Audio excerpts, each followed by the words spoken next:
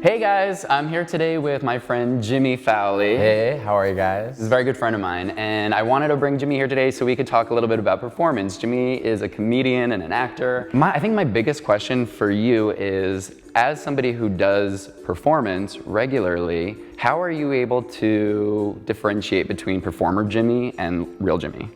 Oh man, that's like a good question. To be totally honest, I don't even know if I have that fully mapped out, Like I think in school, like I was like a feminine guy and I didn't feel really great about myself. So it's like I found that if I could make people laugh, then then that made me feel good. So in my regular life, I have to remind myself, like, I do not have to be on. I do not have to like make everyone like me, Yeah. It sounds like that for you, the thing that's helpful most is just checking in with yourself and just checking in to see, okay, am I performing? Maybe I need to dial it back, or let me just be regular. Yeah, or like even just honoring like where I am, where I'm at. That's such a good question. Matt didn't tell me what we were gonna say, and he hit the gate with just like super deep. So, but yeah, totally. Right to the core. Yeah, right to the core. I'm like bawling 30 seconds in, like, and then everyone teased me. I think you brought up a good point earlier, though, is that your experience growing up, especially growing up as a gay person, too, that you found yourself wanting to perform in a certain kind of way, that was something that was helpful for you to get attention or for you to feel okay, and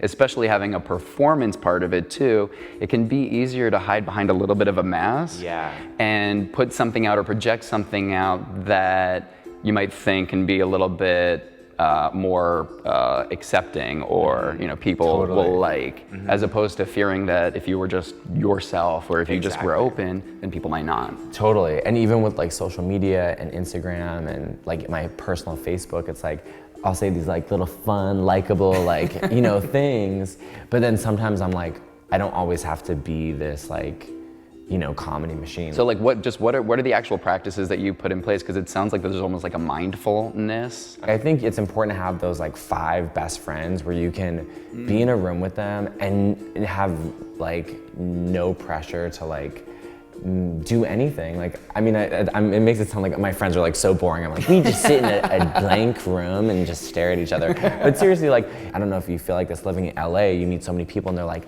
let's grab a coffee or let's go on a hike. And it's like, I don't know that I really want to. Like, I kind of want to just like look at like snaps that this guy that I'm dating is sending me and like occasionally show you pictures of like memes, you know what I mean? Do you find that there are particular moments or situations that happen that make you want to be more of a performer? Like you kind of like jump into it like instinctively and almost like defensively? Yeah, I think if there's someone who I think is kind of cool, who I want to impress, or if there's like a cute boy, then it's like I'll try to be like more fun. It's Matt, you guys. I'm totally on because Matt Dempsey's here.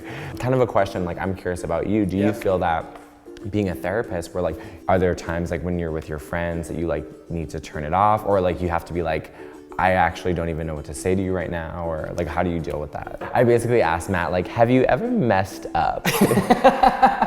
Like what question is that? Yeah, no, but seriously, but it would be easy for me to kind of lie about that, right? And also want to have my own mask on all the time and be like, oh no, I'm like totally positive and do everything right and treat everybody with love and kindness. And that doesn't always happen because I get triggered, I have my own stuff that gets stirred up, I react defensively, So that stuff does happen, and again, it's just kind of being mindful of it, so I can forgive myself when I make mistakes and know that I'm not the mistake. Yeah. I know it's really typical for a lot of comedians to be self-denigrating. Psychologically, there's this quote that goes, our body hears everything our mind says. So if we're speaking, even if it's a performance, if we're speaking certain ways about ourselves, even if you know it's a performance, how much is it still reinforcing a lot of negative thinking about yourself? What are your thoughts? Oh my God, Matt, you're coming at it with all the great questions. Like, and I hate that quote. I hate that quote, even though I think it's probably true, but it like makes me think like, oh man, I messed myself up. For me, I say stuff like, I'm gonna be like a 50-year-old man with like long stringy hair, like walking dogs. Like, and I don't know if that I really believe that, but I just think it's funny to say that stuff about myself. So it is a hard balance but I just don't think that's me. I think there was a period of time where I was putting like positive affirmations, and then like I had a couple like one night stands. There's nothing worse than like a guy that you just had sex with that you don't know really well being like reading a little line on your mirror that's like, like everything good is coming your way. Like Yeah. you're like, all right, I'll talk to you later. But I have to tell you, like, if I was that guy and I was hooking up with somebody and saw things like that on the mirror, I'd be like, yes, this guy knows how to talk to himself. Like, if he can be that loving and kind to himself, A, I'm not gonna have to do that emotional work for him. Yeah. And B, he's gonna be able to treat me well too and know how to uplift and support me. So I think it's awesome that you do that and to think more positively and have your mood follow suit from that. Yeah. So I think that's awesome. I think it's a really good tool. And I think it's also really helpful for other people to hear that too, because that can be something that really strengthens our sense of self, but it is really impactful and really helpful. So I just want to thank Jimmy for coming here and talking with me today. Totally, thank you. I'm also really excited to announce that Jimmy and I are doing a talk show together. It's called Into, and it's going to be starting Monday, April 25th at 8 p.m. Pacific, where we kind of get to have a lot of these conversations, and we're going to open it up for everybody else to join it. So come to our website, which is into.show, and all the information is going to be there. So we look forward to that, and we'll see you soon. See you guys there. Bye, guys.